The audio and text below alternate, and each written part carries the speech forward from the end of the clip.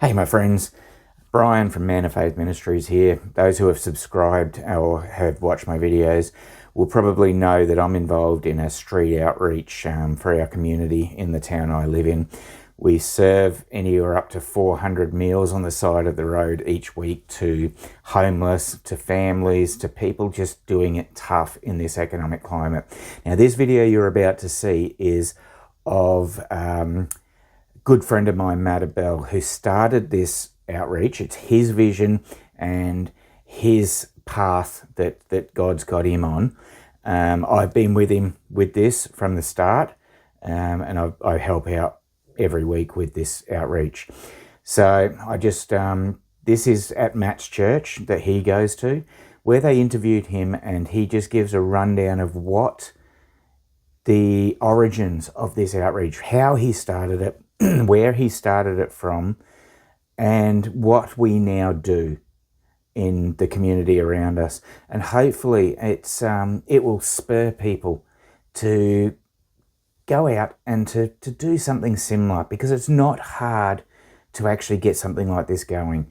All you need is a heart filled with love for those around you and a community of people who want to help their community. It's not hard to do. It takes a little bit of money to buy the equipment, but as you heard, Matt started off just with being given a small barbecue, and that's how this all started. And yes, we're doing up to 400 meals a week now on the side of the road to help people. But we don't just give them the food, the physical food. We are also able to give them the spiritual nourishment that they need to either find God, to have that seed planted so God can harvest the growth in them, or the help we just offer them, the community, the socializer sort of aspect of it that people need, especially in the dark times, in the economic climate that we're going through at the moment.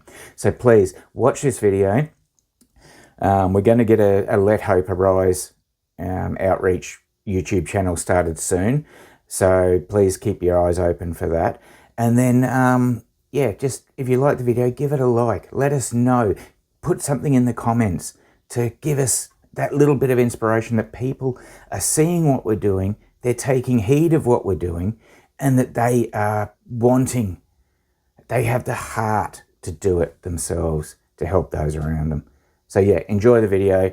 I'll be back with some more videos soon. But God bless you all. And remember that I love you all, but Jesus Christ will always love you so much more. And look for these little organisations around your community that are helping others. Bless you. So tell us a little bit about Let Hope Arise. Tell us what you do. As I said before, it's a perfect example of table and town merging, which is so beautiful.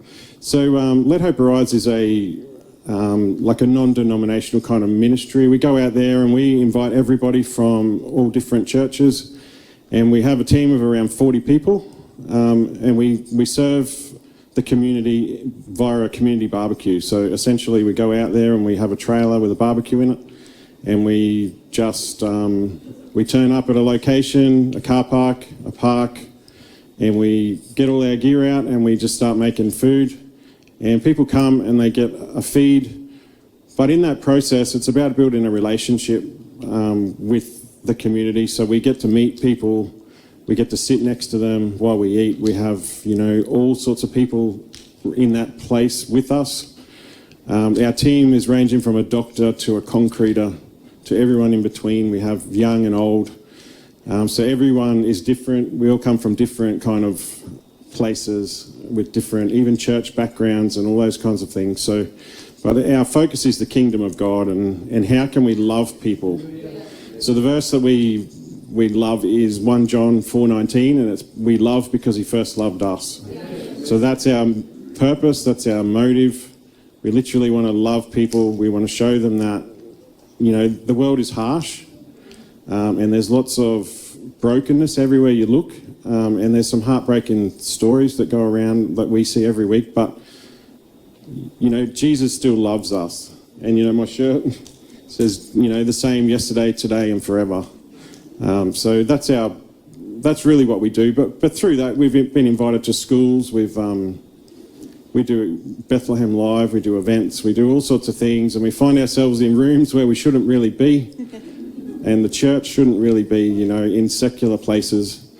BMX events where it's a bit sketchy with the music and stuff, but you know, we're there, and they can see that Jesus is real and he loves them, and even where they are. Because, you know, Jesus will take us from where he finds us, but we won't stay the same. So that's our kind of thinking. And we just got to go out and tell people about it and love them and feed them. It's a practical thing. Everyone needs food. We all eat the same food. So, yeah. It's amazing. And to give you a little bit of an insight is you do it 3 times a week, right? Monday, Tuesday, Thursday, is it? So we go Monday night, Tuesday night, Thursday at the skate park, and Friday at Ginger. So that's not just not one little gig. That's like 4 nights out with his family, feeding. And I hear you do grace, and I hear that there is a little word shared, and I heard that there is pastoral care and all these things. You know, Matt has a reputation that precedes him across our city. I know sometimes I had the honour with sitting with some of our local councillors and mayors and stuff, and they rave about this man and what he's doing. He doesn't need to shove Jesus in people's face to lead them to Jesus. He serves them, and that's the living testimony of the gospel. And, you know, we celebrate a full house of worshippers, but I think I said to you last week when I ask you what kind of numbers you're having who are living rough and don't have a meal for dinner, I have that tension in my heart to not celebrate those numbers because I'd like those numbers to decrease, not increase, right? And so when I asked you how many you had, would you tell them? So on a Monday night, we would see about 230 people.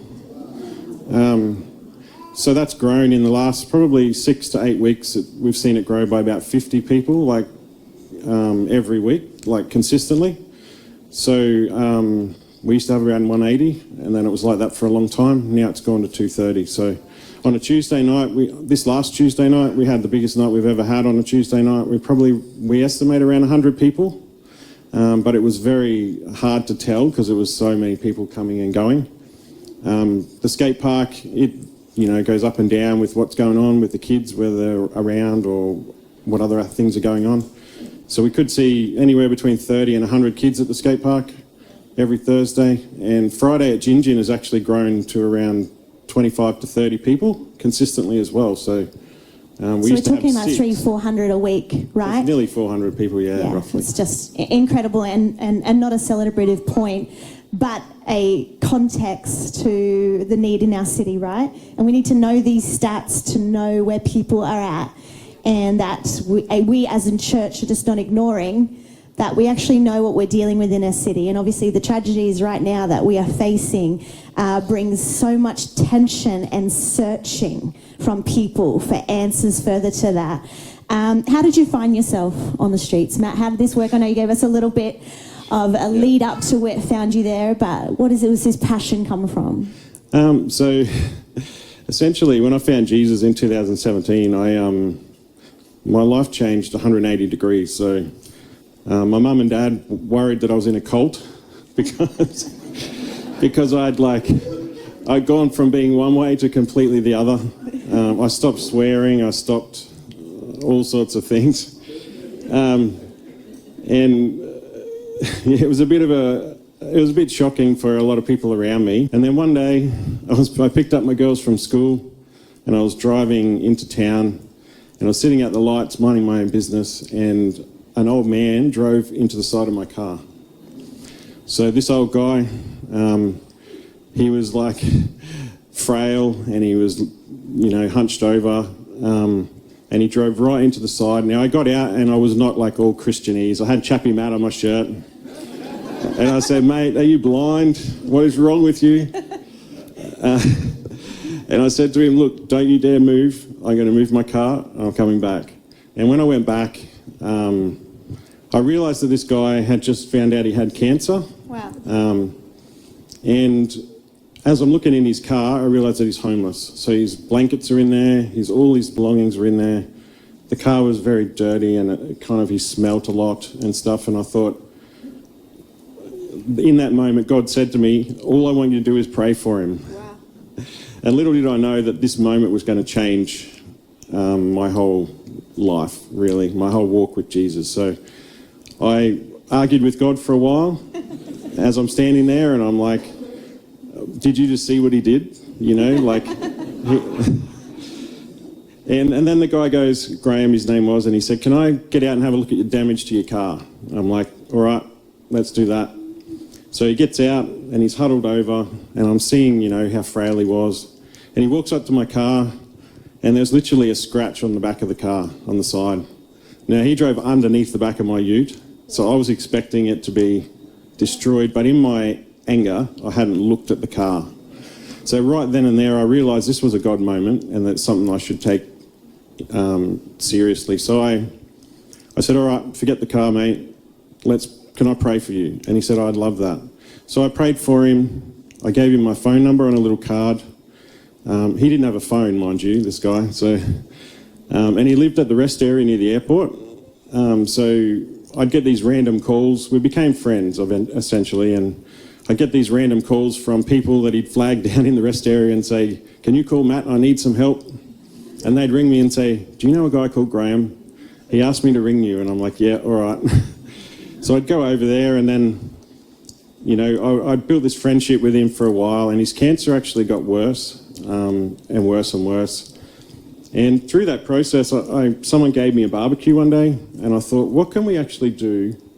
Because I started seeing lots more people like that lived in their car, but they actually didn't talk to each other. It's a very lonely kind of life. They were very protective of their own circumstances and their own belongings, and they wouldn't leave their cars and all this sort of thing. And we thought, well, what can we do that is practical and that we could pull off, essentially? So someone gave me a barbecue, and I thought, let's just chuck on a barbie. Let's do that. So I told some people, and they're like, yep, we're in, that sounds good. We turn up at the rest area to do our first barbecue, and we get set up, and then torrential rain. Like, it was like literally torrential rain, and we're all huddled under this one shelter shed at the back of the rest area, and we had about 10 guys around the table, and they absolutely loved it.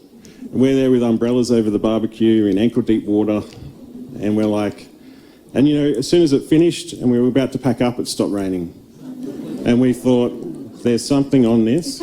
We need to keep doing it. Yep. Because there was this opposition that we felt straight away. But through that barbecue, we realised there was a lot more people that needed help.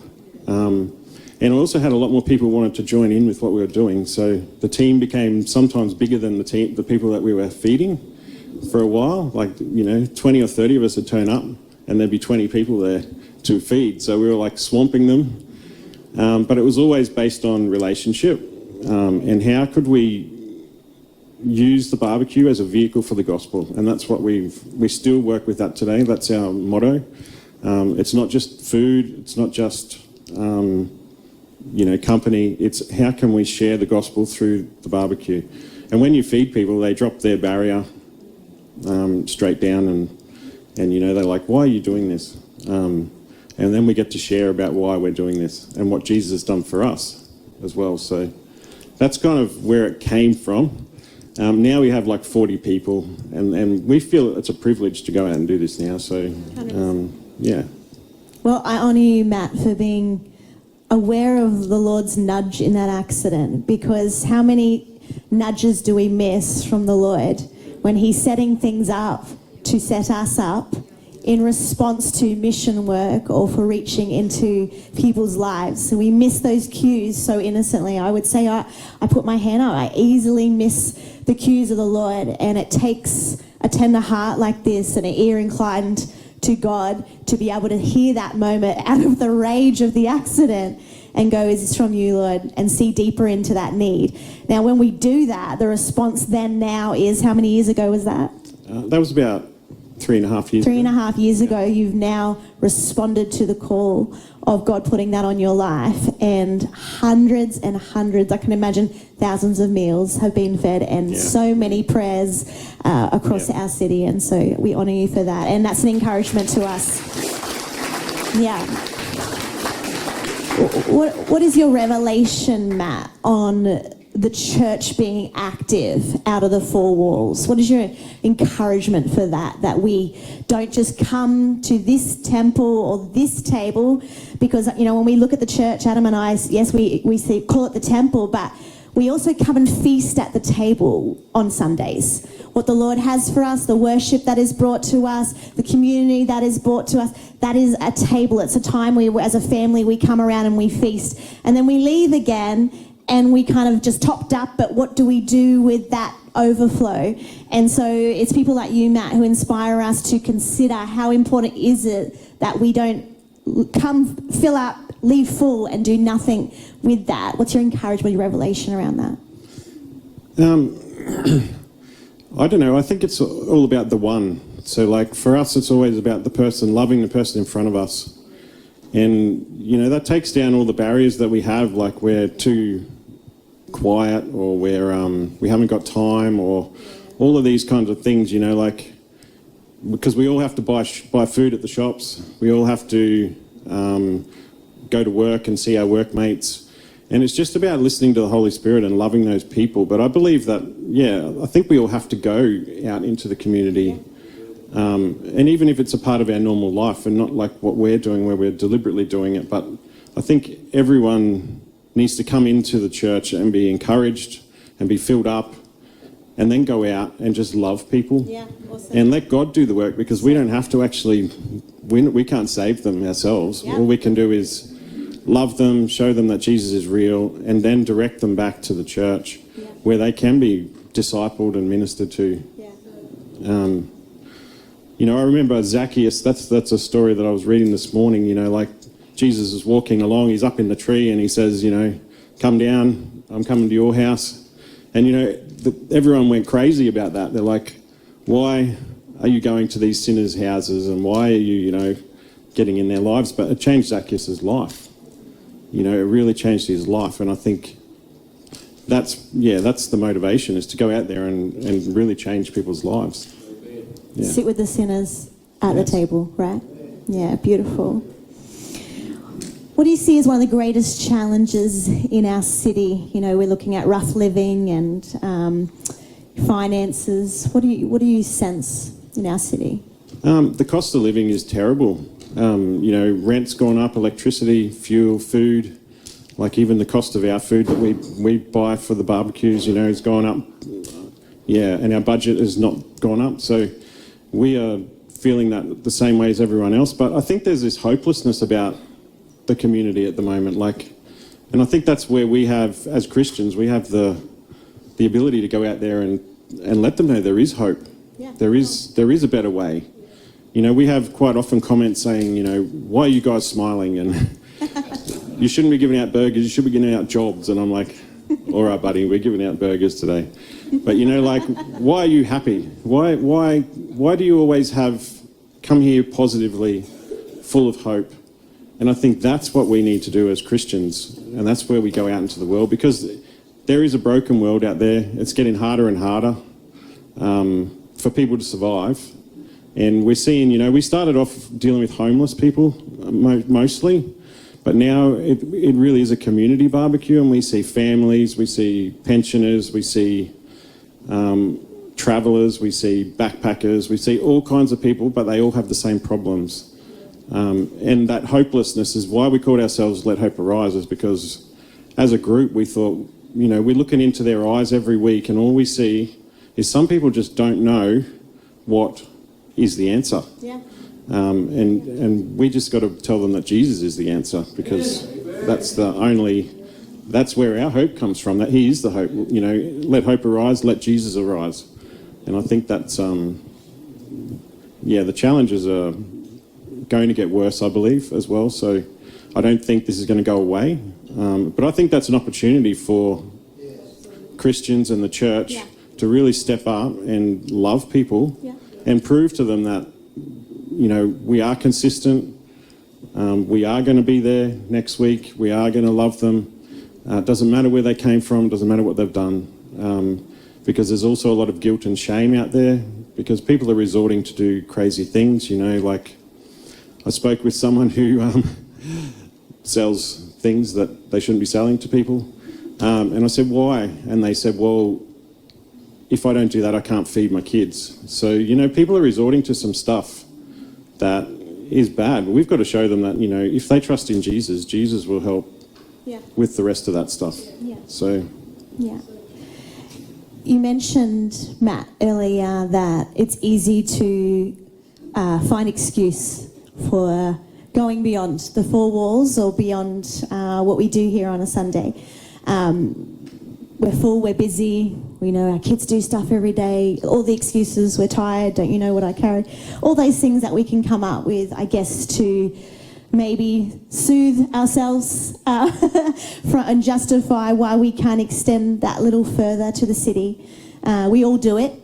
And you're inspiring, your family's inspiring that you have made it a value in your home. I know your children go with you to these amazing things, that this is part of who you are and what you will do. And as you said before, we're all called to go and make disciples. It's not on Matt, it's on all of us that we would go and find the time and make it a value in our home. But you mentioned finding the excuses, and I think Matt and Tammy, you have had an excuse to stop recently. Yeah. And I know from a pastoral perspective and just a bit of insight into Adam and my world, when we have things that maybe we're going through, or maybe things that are hard on our family, for us then to come on a Sunday or catch up with you during the week and minister to your family when our family is going through it is tough.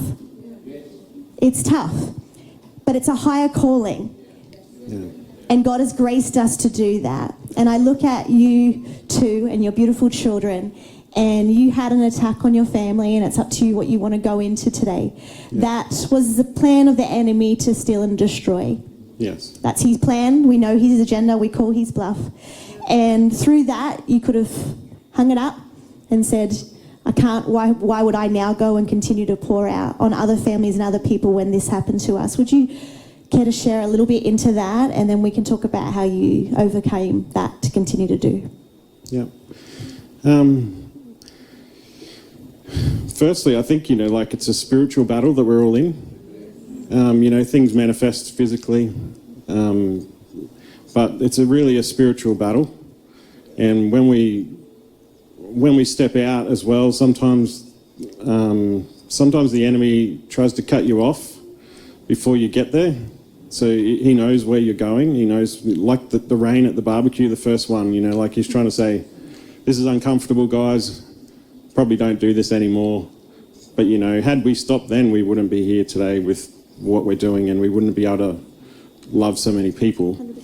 And it's the same thing with what happened. It was like we realised pretty quickly that it was a spiritual thing, that it wasn't just a physical thing, like something terrible had happened, but we also knew that God. I had a guy that rang me, and he knows me pretty well, and he said, Matt, I just want to let you know, this was in the week after this thing happened, and he said, I just want you to know that Jesus was with you and with you all through this whole thing. Like, he never leaves you, he never forsakes you.